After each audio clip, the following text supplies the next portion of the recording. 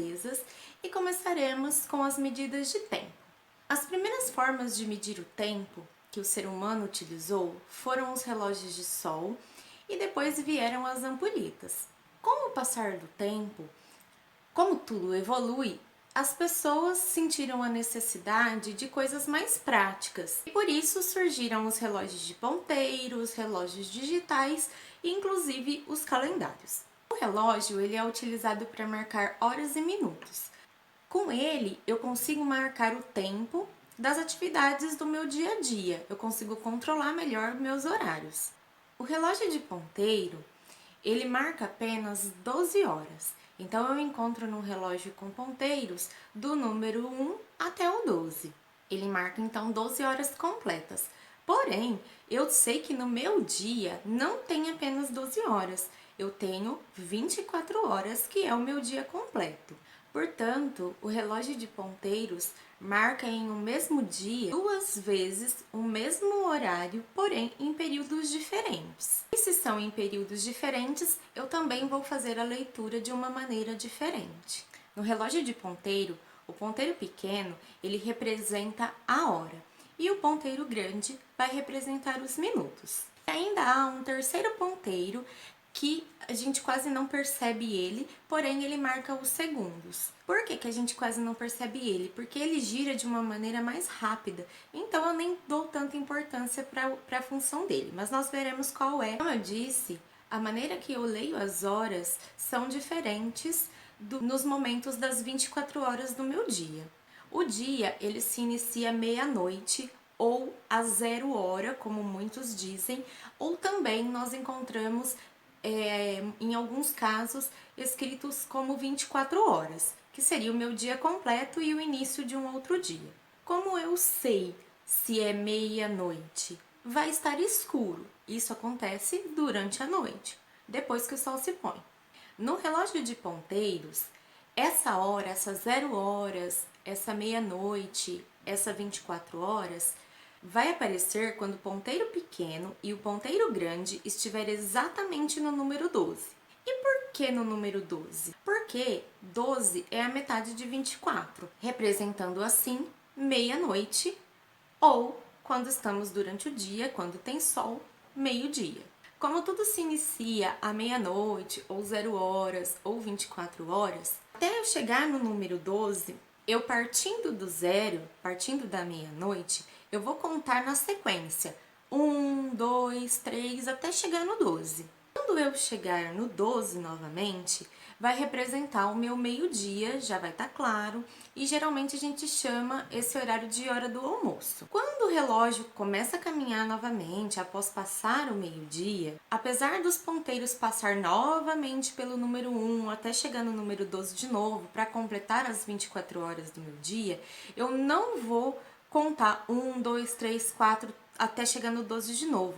Eu vou partir da sequência, então eu vou dar uma sequência. Se eu parei no 12, o número 1 vai representar 13, o número 2, 14 e assim por diante, contando até chegar no 24. Chegando no 24, dará meia-noite novamente ou 0 horas, que vai ser representado pelo número 12 novamente. Então, eu vou passar pelo meu relógio de ponteiros 2 vezes em cada número durante as 24 horas do meu dia. No exemplo que aparece aí para vocês, os números internos de dentro do relógio, eles representam as horas. Então, eu tenho lá do número 1 até o 12, e depois por dentro ainda desses números, eu tenho do 13 ao 24. Então, eu sigo essa sequência, significando que girou 2 vezes esse relógio. 1 hora equivale a 60 minutos. Então, eu conto a minha hora sabendo que dentro dela tem 60 minutos, que é o tempo que o ponteiro grande demora para dar a volta completa do 12 ao 12. Partindo do número 12, que nós chamamos de zero, quando a gente se refere a minutos, até eu chegar no número 1, o ponteiro grande vai ter andado 5 pedacinhos. Esses 5 pedacinhos é representado cada pedacinho 1 minuto. Do 12 até o número 1, eu tenho 5 minutos. Saindo do 1 para o número 2, O ponteiro grande vai andar mais 5 pedacinhos.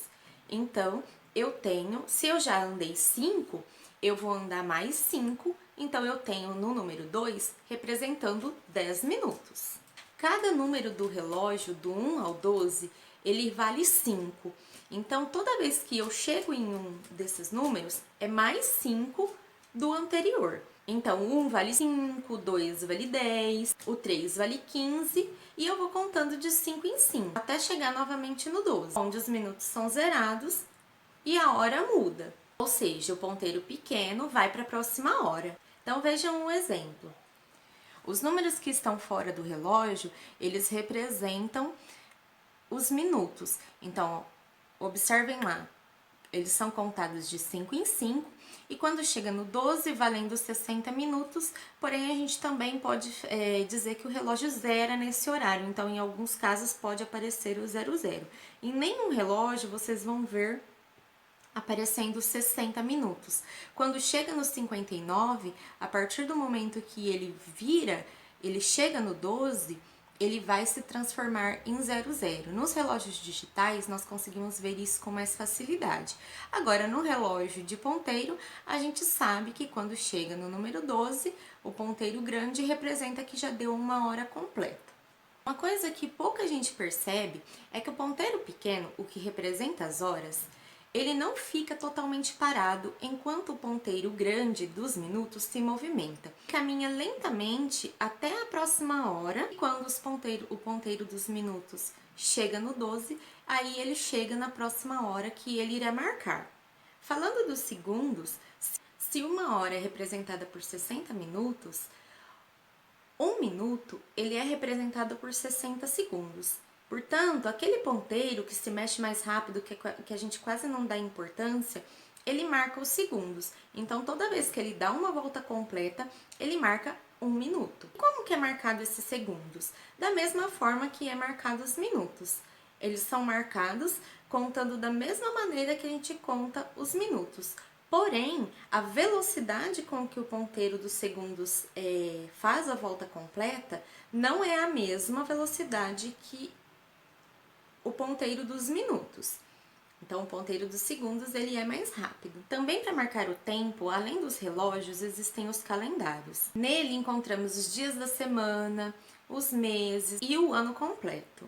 Nós já vimos isso em sala de aula, mas para relembrar um pouquinho, o dia tem 24 horas, a semana é formada por 7 dias, iniciando do domingo, sendo eles domingo, segunda-feira, terça-feira, quarta-feira, quinta-feira, sexta-feira e sábado.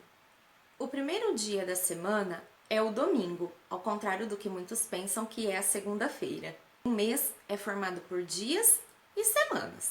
Um mês podemos ter de 28 dias até 31 dias. Então eu encontro meses com 28 ou 29 dias em alguns casos, e o mais normal que a gente encontra são 30 e 31 dias. O ano, ele tem 365 dias e a cada 4 anos ele vai apresentar 366 dias, que a gente chama de ano bissexto.